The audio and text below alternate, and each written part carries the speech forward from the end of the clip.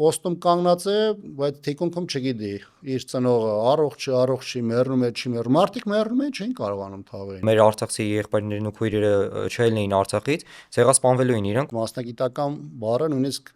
բռնի տեղանությունը չի, բռնագաղտնա։ Ինչն ենք մենք սխալանում, որ եկավ մի ժամանակահատված, որ եկավ մի իշխանություն, որը արցախատիացեր, հայատիացեր։ Գիտեք, այդ հաղթանակն ու հաջողությունը այնքան սովորական ցես թվալ է, հաղթանակի զգացումը վայելեցինք, բայց դրա կապիտալիզացումը տեղի չունեցավ։ Արցախը պատմականորեն մեր հայրենիքն է ու մենք դրանից չէինք կարող ուղղակի հրաժարվենք։ Մարդը, որ մինչև 2018-ը Արցախը համարել է իր հայրենիքը եւ այլն, մեկ էլ մեր համար զարմանալիորեն հայտարարում է, ասում են դե Արցախը միշտ էլ ադրբեջանական է եղել։ 18 թվականից Արցախը Հայաստանը եւ վերջ ասելով եկավ հասավ այն աստիճան, որ մետրոյում արցախցի հերոսի աղջկան ինքը ասում է Արցախից փախածներ։ Բա հետո պարոն Աբրամյան։ Բա հետո օրն էլ այսօր այսպես ստացվեց ձեր հետ, ձեր տաղավարում։ Օրինակ դուք երկար տարիներ գործունեություն եք ծավալել Արցախում, ինչ գործունեություն եք այնտեղ ծավալում, ու սկսենք խոսալ Արցախից, փորձենք մարդկանց ցույց տանք, որ Արցախը մեր հենասյուններ, մեր պաղող դարպասներ, այլ ոչ թե մեր վրա բեռ էր կախված, ու առանց Արցախ այսօր Հայաստանը մենակ ավելի խոցելի է դառնում, ոչ մի առավելություն չի ունենում։ Արցախի մասին որ խոսեմ, շատ եմ խոսելու, իհարկե կփորձեմ շատ ավելի ընդգրկուն կարճ խոսեմ, որ եթերը տեղավորի, այդ եթերում մենակ ես չխոսեմ։ Արցախ իմ առաջին այցը եղել է 2003 թվականից։ Արցախի ճանաչում իմ համար եղել է 2003 թվականից, գնացել էի Զորամաս ուսանողական տարիներին, դեռևս առաջին կուրսն օր էինք ավարտում։ Սերը Արցախի նկատմամբ այդ ժամանակվանից է եղել, թեպետ Ղարաբաղյան շարժման մեկնարկին թեև շատ փոքր էի, բայց աղոտ ինչ-որ դրվագներ հիշում եմ օպերայի ցույցերից, փողոցների բազմավակ մարդկանց խմբերից։ Նույնիսկ հիշում եմ, որ անկախության հանրաքվեին եմ մասնակցել ծնողներիս հետ եւ այլն, բայց շոշափելի առումով Արցախը եմ ճանաչել 2003-ին կարճ դրվագային, բայց շատ ավելի խոր հետք թողել է 2006-8 թվականին, երբ որ համալսարանն ավարտելուց հետո ծառայության անցա Արցախում, պաշտպանության բանակում, հետագայում ծառայությունս ուսումնական Զորամասից հետո շարունակեցի Թալիշում, Մադաղիսում եւ այլն։ Բայց դա եղավ իմ համար նաեւ ճակատագրական ու իմ կյանքի կարևոր դրվագը, որովհետեւ հետագա ողջ ընթացքը միջև այս պահը անկախ իմ կարգավիճակից, զբաղեցրած պաշտոններից, մասնագիտական խորացվածությունից եւ այլն, ամենատարբեր մակարդակներով դա առնչվել է Արցախին, որ ինստիտուտում էլ աշխատել եմ, ինչ պետական հիմնարկում եղել եմ, նախագահական ապարատում, կառավարությունում, խորհրդանում, ամեն ինչը կապված է եղել Արցախի հետ։ Իսկ 2016-ից հետո ապրիլյան մարտական գործողություններից հետո, երբ որ արդեն երկարաժամկետ գործողումն է վերականգնողական փուլում, առաջարկ ստացար նաև աշխատանքը շարունակելու Արցախում որպես նախագահի խորհրդական եւ 4 տարի մինչև 20 թվականի մայիսի 20-ը նախագահի խորհրդականի պաշտոնում եղել եմ Արցախում, հիմնական գործունեության ուսուցողությունը եղել է իհարկե զինված ուժերը, որը իմ համար եղել է եւ պատիվ եւ նաեւ հսկայական փորձ է տվել հանրային դաշտում մասնագիտական հարթությունում աշխատելու եւ նաեւ մարդկանց հետ իմ աշխատանքային հանդիպումներում կարողանալու ներկայացնել զինված ուժերը իր ողջ խորության մեջ, ոչ տեսական գրքերից, ոչ թե լսածով, ոչ թե պարզապես այս կամ այն մարդու հայտարարածով, այլ իմ տեսածով, իմ զգացածով, այդ թվում նաև այն բոլոր տրանսֆորմացիաներով, ինչը մեր զինված ուժերի եւ Արցախի նաև բանակցային գործընթացով ուղեկցվել է։ Դե Արցախի նկատմամբ սերը նախկին իշխանությունների կողմից այդ նշмарվում էր, բոլորս էլ տեսնում ենք, բայց օրինակ ինչն ենք մենք սխալանում, որ եկավ մի ժամանակահատված, որ եկավ մի իշխանություն, որը արցախատիացեր, հայատիացեր ու ամեն ինչ անում էր Արցախը հանձնելու համար։ Իմ կարծիքով օրինակ սխալներից մեկն էլ այն է եղել, որ նախկին նախագահները ոչ մի միջոցառումներ օրինակ չեն ձեռնարկել, որ երիտասարդները ու ընդհանրապես ոչ միայն երիտասարդները հնարավորություն տան, որ մարդիկ գնան Արցախ, այնտեղ օրինակ զբոսնեն Արցախից, ծանոթանան Արցախի Արցախի պատմամշակութային այդ կոթողների հետ ու ավելի խորքային հասկանան ու ավելի հիմքային իրան կախված լինեն Արցախից։ Այդ չէ կարծում, որ սխալ էր ու պետքա ապագայում, երբ որ Արցախը մենք վերադարձնենք, այդ բոլոր այդ թվարկածներս մենք կատարենք։ Անկեղծ ասած համաձայն չեմ այդ մոտեցման հետ։ Ես ավելի խորը, շատ ավելի դաժան սխալների մասին կարող եմ խոսել, որի մասին ես հաճախ մտածում քննարկում եմ շատ ընկերներիս հետ, շատ ավելի ազատ ռեժիմով։ Գիտեք, իմ տպավորությամբ Արցախյան շարժումը, որը բերեց ըստ էության հաղթանակի, անկախության եւ այլն, մի շոր փուլում մեր մի քանի սերունդ մեզ մոտ որոշակի այդ ռացիոնալության զգացումը սկսեց կորցնել։ Գիտեք, այդ հաղթանակն ու հաջողությունը այնքան սովորական սկսեց թվալը, որ այն, որը պետք է փայփարվեր, այն պետքա ուժեղացվեր, այն պետքա հետևականորեն փոխանցվեր սերունդերին եւ նաեւ բարեհոգեբանական առումով դրան նախապատրաստել, մենք երևի այստեղ խնդիր ունեցանք։ Ավելին ասեմ, նույնիսկ այն մարդիկ, ովքեր ակտիվ մասնակիցներին էին եղել շարժմանը կամ պատերազմական գործողությունների բանակաշինությանը, առաջին հայացքից իմ համար որոշակի նաև անսպասելիորեն 2000-ականներից հետին խոսել բաների մասին, որ ուղղակի որևէ տրամաբանության մեջ չէր տեղավորում, ես անդադ ուզում էի հասկանալ, սա ի՞նչն է։ Զոտ մարդկային ամբիցիաները, մարդկային շահերը, մարդկային հակասությունները, թե ինչ է։ Հետո ես չեմ կարող ասել, որ ես եկել եմ դրա հիմնական հարցադրման պատասխանին, բայց վերջին շրջանում սկսել եմ կարծել, որ մենք որոշակիորեն այդ հաղթանակի զգացումը վայելեցինք, բայց դրա կապիտալիզացումը տեղի չունեցավ։ Նույնիսկ կրկնում եմ, այն մարդկանց մոտ, ովքեր անցել էին այդ ամեն ինչի մեջով, մեզ սկսեց թվալ, որ այդ ամեն ինչ որ եղել է, դա սովորական իրավիճակում է եղել, տենց էլ պետք է լիներ եւ այլն, այնինչ դա առաջնորդին գաղափարական մեծ հիմք ունեցող, մարդկային շատ մեծ կամք պահանջող գործընթաց էր, որը բերեց հաջողության ու բերեց այնպիսի ծանր իրավիճակներում, երբ որ կողքից նայողները որևէ պայմաններում այդտեղ հաջողություն կամ հաղթանակ մեր համար չէին կարող տեսնել։ Երիտասարդների մասով ճիշտ է, իմ հիմնական կենտրոնացումը զինված ուժերի վրա եղել Արցախում աշխատելու տարիներից, բայց Բակո Սահակյանը ժամանակվա նախագահը շատ հետաքրքիր մոտեցում ուներ եւ շատ էր կարևորում երիտասարդների այդ աշխատանքը, ու մենք 2016-17 թվականի ընթացքում միասին հանդիպումներ ունեցանք հայաստանյան մեծ թվով բուհերի ղեկավարների հետ, որի նպատակն էր տարբեր բնույթի ոչ միայն գիտական, այլ նաև արշավների մակարդակներով այցեր կազմակերպել դեպի Արցախ։ Մենք բավականին ակտիվացրեցինք բանակումները, որոնք իրականացնում էին տարբեր բնույթի, անունը չգիտեմ, բանակում կդնենք, ուխտագնացում կդնենք, թե այլ բան կդնենք, բայց երիտասարդների շատ մեծ հոսք է եղել, ես սա ասում եմ նրա համար նաև, որովհետև ես էի այդ աշխատանքը մեր մոտ Արցախում համակարգում, բոլոր բուհերի հետ եղել է, համալսարանի հետ է եղել, տնտեսագիտականի հետ է եղել, պոլիտեխնիկի հետ է եղել, ճանապարհաշինարարական հետ է եղել։ Ուզում ասեմ, մեծ թվով բուհերի հետ աշխատել ենք ու այդ տարիների ընթացքում մեծ թվով մարդիկ եկել են ոչ միայն ձեր ասած այդ մեր հոգևոր մշակութային արժեքները, կոթողներն են ներկայացվել, մեր հայրենիքի այդ հատվածն է ներկայացվել, այլ նաև այդ ժամանակ մենք այցեր էինք նաև կազմակերպում զինված ուժեր, պոլիգոններ, զինվորների առօրյային ծանոթանալու մարտական դիրքեր եւ այլն, այսինքն ես կարծում եմ, որ հատկապես 2008-2018 ժամանակահատվածը Բակո Սահակյանի, չեմ ուզում թերագնահատել նախորդ շրջանը, բայց այդ շրջանը շատ ավելի ծանոթ եմ, այդ ընթացքում հսկայական բան ենք արել մենք, այսպես ասած բեկում ենք մցրել եւ ոչ միայն երիտասարդների, այլ նաեւ Հայաստանի տարբեր հատվածներում տարբեր խմբերի այցերի կազմակերպման առումով, բայց սա շատ կարևոր թեմա է, մենք չենք կարող էլի շատ կարճ պատասխանենք ու այս հաղորդման ընթացքում էլ չենք կարող պատասխանել, բայց սա մեր կարևոր հարցերից մեկն է։ Ինչ եղավ մեզ հետ, որի պայմաններում պայմանական 2018-ին տեղ ունեցած իշխանափոխությունը իր հետ բերեց նոր արժեքներ, ու այդ արժեքները ճակերտների մեջ են, որովհետև արժեքներ չգոյություն չունեն այս պարագայում, բայց բերեցին նոր իրավիճակ, նոր պայմաններ, նոր մոտեցումներ թվացial, որի պայմաններում մենք սկսում ենք նույնիսկ կասկածել, այդ մենք ենք այդ 80-ականների վերջի հաղթանակները մեկնարկում, մենք ենք 90-ականներով անցնում, մենք ենք գնում այդ պետականության ամրապնդման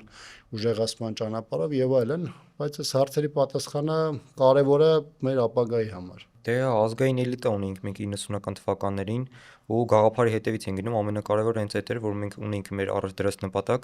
ու շատ լավ է, որ մենք գնացինք հասանք մեր նպատակին, ուղղակի վերջնական արդյունքը ցավոք մեր սրտով չեղավ։ Արցախը պատմության մեջ առաջին անգամ հայը թափվեց, երբեք պատմության մեջ դες դեպք չէր գրանցվել ու ցավալի է այսօր տեսնել, որ ադրբեջանցիները հենց իրենց նախագահի մակարդակով այցեր են կատարում Արցախ, իրենց հայրենակիցներին այնտեղ տանում են ցույց են տալիս Արցախը, թե իբր իրենցն է, արդեն իրենց տեր են զգում, բայց Հայաստանում կան մարդիկ, որ չեն հասկանում, որ Արցախը պատմականորեն մեր հայրենիքն է ու մենք դրանից չենք կարող ուղղակի հրաժարվենք։ Գիտեք, մի հանգամանք կա, որը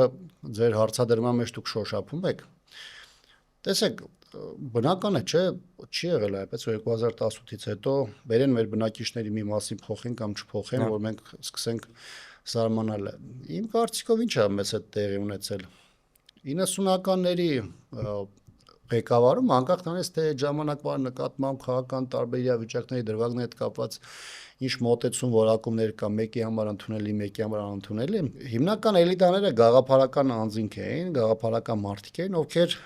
շատ ավելի խորքային էին նայում հայ ժողովրդի դերին եւ առաքելության, այսպես ասեմ, այդ մի քիչ կարող է վերամբարձ հնչի, բայց բնականաբար ցանկացած պետության մեջ, հասարակության մեջ այդ մարդկանց թիվը չի կարող շատ մեծ լինել։ Խնդիրը այն է, որ այն պետություններն են առաջ շարժում, որտեղ ղեկավարող էլիտան այդ գաղափարական շրջանակի մեջ է։ Հիմա մենք 2018-ից հետո ունենք իրավիճակ, երբ որ գաղափարական էլիտան ամենատարբեր պատճառներով հիմա յետին պլան է մղվել։ Առաջ է եկել մարդկային խումբ, որոնք գաղափարազուրկ են, որոնց համար ազգային արժեքներ գոյություն չունեն, որոնց համար կարևորը այդ պահի իրավիճակն է, այսօրով ապրելն է, փողը, առաջնահերթությունը եւ այլն։ Գիտեք, մինչև 2018-ն էլ եղել են իշխանության մեջ գործիչներ, որոնց համար էլի փողը եղել է ամեն ինչ։ Եղել են մարդիկ, որոնք գաղափարականի անվան տակ եկել մտել են, բայց իրենց հետ բերել են ըստ էության մերժելի արժեքներ, հարցը դա չէ, բայց այդ ժամանակ կային սկզբունքներ, կային խաղի կանոններ, որով առաջնորդվում են եւ բոլորը, նույնիսկ նրանք, ովքեր իրենք երեւությամբ դրա մեջ չէին տեղավորում, գիտեն, որ խաղի կանոնները սա է եւ փորձում են դրա մեջ տեղավորել։ Հիմա 2018-ից հետո, այսպես ասած, իրավիճակը բաց է թողնվել, այն Overton-ի պատուհան կասենք կամ կարմիր գծեր կասենք, դրանք այլևս գոյություն չունեն եւ ըստ էության նաեւ բարոյական գծեր այդ տեսանկյունից մերժվել են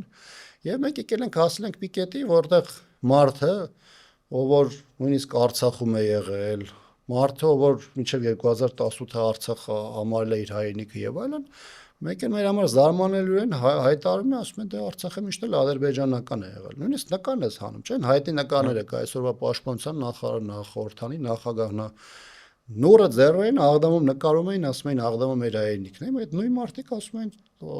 Աղդամն էլ, Արցախն էլ, Ստեփանակերտն էլ, Շուշին էլ բոլորն էլ ադրբեջանական է։ Դե բնական է, մենք մարդիկ, ովքեր որոշակի կյանք ապրել ենք, ես շատ մեծ ինչ չեմ համարում, բայց ամեն դեպքում 40 անց մարդ եմ, ես որոշակի ճանապարհով անցել եմ։ Ես այս իրավիճակը փորձում եմ մեջ անդադ անալիզ անեմ, բայց ես իմ համար զարմանալ է, նայում ասում տեսնես այս իրավիճակում, երբ որ այս երկու պատկերը, այդ 18-19 թվականին նկարված նրերով մարդը, որ ասում է Աղդամ իմ հայրենիքն է, ու այս մարդը 2, 3, 4 տարի հետո, որ ասում է Ղարաբաղը Ադրբեջանն է ու ոչ մեկը էլ կասկածի տակ մի դրեք, ես իմ ասածը, ես մտածում ասում է 18-19 տարեկան մարդը տեսնես ինչ է մտածում, դա իր համար շոկ է, դա իր համար, չգիտեմ, կարա հիասթափություն դառնա, մարդը կարող է այդ իրավիճակում որոշում կայացնել, ես երկրում ապրելու բան էլ չունեմ, իհարկե դա ամենաանցանկալի որոշումն է, այդ պայքարից հրաժարվելը, հնազանդվելն ու պարզապես գնալը, բայց ամեն դեպքում մարդկային բան է, այդ հարաբերությունն բել կոնտրաստ է առաջացնում։ Ես ինքս դասավանդում եմ, անընդհատ առնչվում եմ 10, 19, 20 կամ քիչ ավելի բարձր տարիքի մարդկանց հետ, ու այս թեմաներով շատ եմ խոսում։ Խնդիրը ոչ թե պրոպագանդան է, խնդիրը ոչ թե իմ տեսակետները այդ մարդկանց համար սեփականություն դարձնելն է, այլ նաև վերլուծելն է, որովհետև ամեն սերունդի հետ շփումն ու վերլուծությունը մի քիչ տարբեր է։ Մի սերունդի հետ խոսում ես, ինքը քո հետ խոսում է մարդ, որը տեսել է։ Մի մասը որպես մասնակից է տեսնում։ Մի սերունդը տեսնում է մարդ, որ մասնակիցը չի, բայց լսել է, կարդացել է, հայրն է պատմել, պապիկն է պատմել եւ այլն։ Բայց մենք հիմա խնդիր ունենք, որպեսզի բերենք այդ ամեն ինչը ամբողջացնենք, որպեսզի անկախ նրանից թե ով է իշխանություն, եկլի հասարակության մեջ մի հատ բան գոնե շատ հստակ դառնա։ Արցախը հայկական է եւ Արցախը պետք է լինի հայկական եւ այս պայմաններում թե ով ինչ կոնցեպտ կառուցի, թե այդ կետի ոնց կհասնի, դա արդեն ժամանակի հարց պետք է դառնա։ Դե հա, իշխանությունը 18 թվականից Արցախը Հայաստանը եւ վերջ ասելով եկավ հասավ այն աստիճան, որ մետրոյում Արցախցի հերոսի աղջկան ինքը ասում է Արցախից փախածներ ու հենց այդ էլ իշխանությունը արդեն բռնի տեղահանված այդ բառակապակցությունից էլ ինչ որ հուշ տա լինում որ ասեն որ Արցախից բռնի տեղահանված են եղել ասենք մենք բոլորս հիշում ենք այդ ժամանակ Արցախում ինչ էր կատարվում որ եթե մեր արցախցի եղբայրներն ու քույրերը չելնեին Արցախից ցեղասպանվելու էին իրանք ու ես հիշում եմ այդ կադրերն որ արդեն տանկերով շրջափակել են Ստեփանակերտը այսինքն այս իշխանությունը ինչ է ուզում այդ մարտիկ մնային այնտեղ կոտորվեին բայց չգային Հայաստան հա ինչ որ ցես միֆերով են ապրում մարդկանց ուզում են անդադ համոզեն որ արցախցիները կարային կռվեին բայց փախել են եթե Հայաստանը միշտ եղել է Արցախի երաշխավորը բայց այդ օրերին Արցախի համար ամենածանր օրերին Հայաստանը ասում է ես ձեր հետ вообще կապ չունեմ դուք ձեր հարցերը լուծեք ու հետո էլ ասում է փախել եք այդ մարդիկ ամեն դեպքում 10 ամիս սոված ծառով պայքարել են ու արժանապատվություն են ցուցաբերել բայց այսօր իրենց համար իրենք փախածներ են ոչ թե մեր հայրենակիցները այսօր առավոտյան որ գալիս էի բագրաս տաղավար էի գալիս ռադիոյով լսում եմ չեմ ուզում անունը հնչեցնել ռադիոյի արցախցիների մասն է խոսում սկզբում իշխանությունը բռնի տեղահանություն էր անում հիմա արդեն տեղահանություն են դարձրել որ Ադրբեջանը հանգարց չնեղվի էլի որ իրանք այդ Ադրբեջանի կողմից իրականացրած ագրեսիան որևէ ձևով ընդգծում են թեև սրա ճիշտ մասնագիտական բառը նույնիսկ բռնի տեղանությունը չի բռնագաղթն է որը շատ ավելի միջազգայինորեն շատ ավելի արտացոլում է իրականությունը ինչ որ մենք ունենք սա իմիջիալոց ինչ վերաբերում է արցախցիների փախած լինելու կամ չլինելու հանգամանքին հիմա ես մարդ եմ որ ճանաչել եմ այն ժամանակ զինված ուժերի հրամանատարական կազմին ու հիմա էլ եմ ճանաչում Հիմա եթե 23 թվականի այդ ադրբեջանական հարձակման ժամանակ Արցախի պաշտպանության բանակի ղեկավարած անձը այս պայն Հայաստանի զինված ուժերում պաշտոն է զբաղեցնում ապա հակասություն չեք տեսնում դրա մեջ բայց եթե այդ մարդիկ փախած են փախածը ուրեմն դրա պատասխանատուն առաջին ով է առաջին պատասխանատուն այդ բանակի հրամանատարն է չէ եթե այդ բանակի հրամանատարը այդ բանակի մեծ թվով միջին եւ միջինից բարձր հրամանատարական կազմի ներկայացուցիչներ այսօր ծառայությունը շարունակում են զինված ուժերում ապա այստեղ երկու բան կարելի է եզրակացնել առաջին կամ իշխանությունը ստում է կամ երկրորդ իշխանության համար ձեռնտու է որ պաշտպանության նախարարությունում զինված ուժերի գլխավոր շտաբում լինեն ճակերտավոր փախածներ, թռասներ, դասալիկներ եւ այլն ուրիշ եզրահանգման տեղ չկա սա այս մասով եւ իրավիճակը ինչ իրավիճակ մենք ունենք Եվ ինչի այս հարցակումը տեղի ունեցավ։ Դա պետք է մի փոքր հետ գանք 22 թվականի հոկտեմբեր ամիս Պրագա, որտեղ միջև այդ որոշակի ակնարկներից հետո Նիկոլ Փաշինյանը հստակ հայտարարեց, որ Հայաստանը ճանաչում է Արցախը Ադրբեջանի կազմում, նույնիսկ քառակուսիներով հնչեցվեց, որ շատ հստակ կլինի, որ մենք ճանաչում ենք։ Ինչ եղավ դրանից 2 ամիս հետո։ 2 ամիս հետո Ադրբեջանը սկսեց բլոկադան։ Այսինքն ինչ է, մի կողմից Հայաստանի իշխանությունը վրոձի հայտարարում է, որ դա ձերն է, բայց հետո սկսում է բլոկադա։ Հիմա կարող է որևէ մեկը համոզել, որ Հայաստանի իշխանությունը ուղղակի կամ անուղղակի այդ բլոկադային պայմանավորվածության մեջ չկա, ինչ չեն կարող համոզել։ 10 ամսվա բլոկադա է տեղ ունեցել։ Ես ամենօրյա շփումների մեջ եմ եղել այդ ժամանակ տարբեր մարդկանց հետ։ Մարդիկ, եթե սկզբնական մի քանի ամսվա ընթացքում նեղություններով, խնդիրներով, այսպես ասած, յոլա են գնում, հաջորդ տարվա մոտապես ես հիշում եմ արդեն ապրիլ ամիսներից շատ ավելի սրվեց, իսկ հունիս-հուլիս ամիսներին աննախադեպ իրավիճակ դարձավ։ Աննախադեպ, որովհետև էներգետիկ ռեսուրսներ չկային, եղածը, որը ստանում էին, արտադրվում էր, օրինակ Սարսանգի ջրամբարի միջոցով, դա սպառվեց, որովհետև ջրամբարում համարյա ջուր չէր մնացել։ Մարդկանց այդ պահածոներ, հետ գցած ինչ-որ բաներ, որոնք հատկապես գյուղական վայրում կային, դրանք սկսեցին սպառվել, անասունները սկսեցին մորթվել, բնականաբար։ Երեխաները, ծերերը բուժ սպասարկում ստանալու հնարավորություն չունեին եւ այլն, այսինքն կատաստրոֆիկ իրավիճակ էր։ Հիմա այդ 10 ամսվա բլոկադայից հետո Ադրբեջանը հարձակում ագրեսիա դիմեց Արցախի դեմ։ Մարտի գիտեք ոնց են դիրքեր հասել։ Ոնց։ Կամավորները, մնացածները, ովքեր պետք է վազելով, ոտքով, չկար բենզին, կար որոշակի սահմանափակ բան, որոնք այդ պահին բաշխված էին։ Իհարկե հետո պարզվեց, որ Հայաստանի իշխանությունները երևի թե ցուցումով պաշտպանության բանակում կար որոշակի ռեզերվ, որը պատշաճ ձևով չէր օգտագործում, իսկ հետո դա պայթեց եւ 200-ից ավելի մարդու մահվան պատճառ դարձավ, բայց մարդիկ ամեն մեկը ոնց կարողանում էր, վազելով, քայլելով, թե ինչ-որ ձևով գնում էր հասներ մարտական դիրքեր։ Մարտական դիրքերում սննդի սովորական ապահովումը, որը իրականացում էր դրանից 1 տարի առաջ, 5 ամիս առաջ, 3 ամիս առաջ, դրանք աստիճանաբար այդ սննդային կրիզիսի պայմաններ միջև դարել էին նվազագույնը։ Այսինքն բանակը սոված էր, ապահովում ամենա գոյություն չուներ, մաշված, էլ չեմ ասում այդ իրավիճակում նաև դրան փոխանցող բարեհոգեբանական վիճակ ու հարձակում։ Դուք պատկերացնում եք զինծառայողի կամավորականի կարգավիճակը, ով որ պոստում կանգնած է, բայց թիկունքում չգիտի իր ծնողը առողջ է, առողջ չի, մեռնում է, չի մեռնում։ Մարդիկ մեռնում են, չէին կարողանում թաղեին։ Հասկանում եք։ Հիմա այդ պայմաններում հարձակում ա եղել եւ այդ հարձակման հետևանքը եղել է, որ 250-ից ավելի մարդ զոհվել կամ անհետ կորել է, դեռ չեմ խոսում գերեվարվածների մասին եւ այլն։ Հիմա այն անձը, որը ղեկավարել է Հայաստանը, ով հայտարարել է, որ մենք այստեղ մեր անելիք չենք տեսնում այդ հարձակման պարագայում եւ այլն, ըստ էության կանաչ լույս բառելով նաեւ Ադրբեջանի համար բարոյական իրավունք չունի պարզապես ոչ միայն հոխոր տալու, այլ առհասարակ խոսելու։ Ինքը պետք է հանգիստ նստի եւ սպասի, թե երբ Հայաստանում իշխանություն փոխվելու,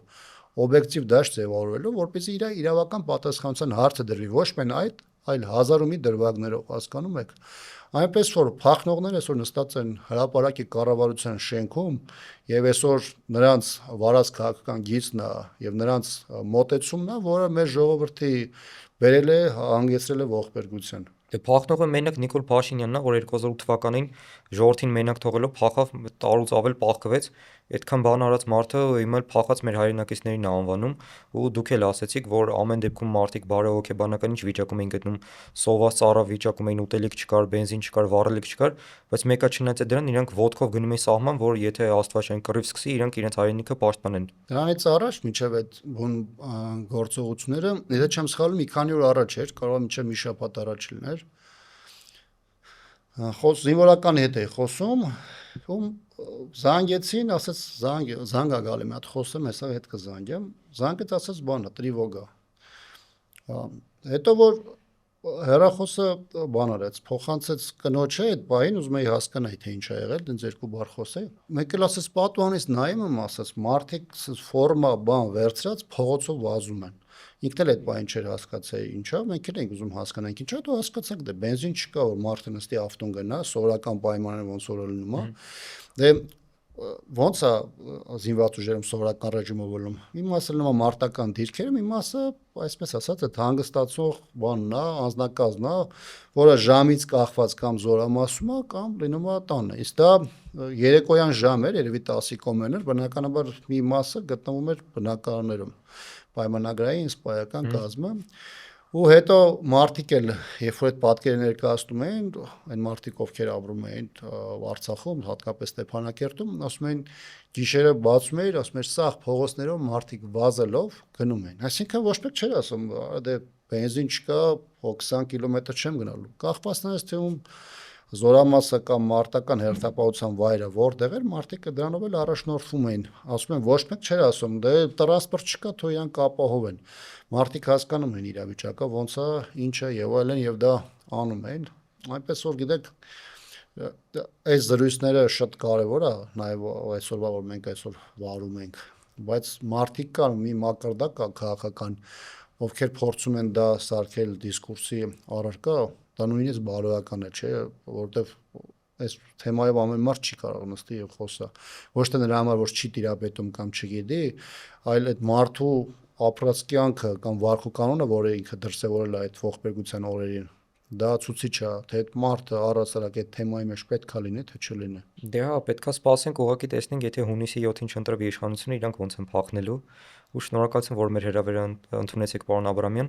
ու մեր հետևորդներին խնդրենք, եթե իրենց դուր են գալի մեր ոդկասթները, բաժանորդագրվեն, լայք դնեն ու սեղմեն զանգակի կոճակը։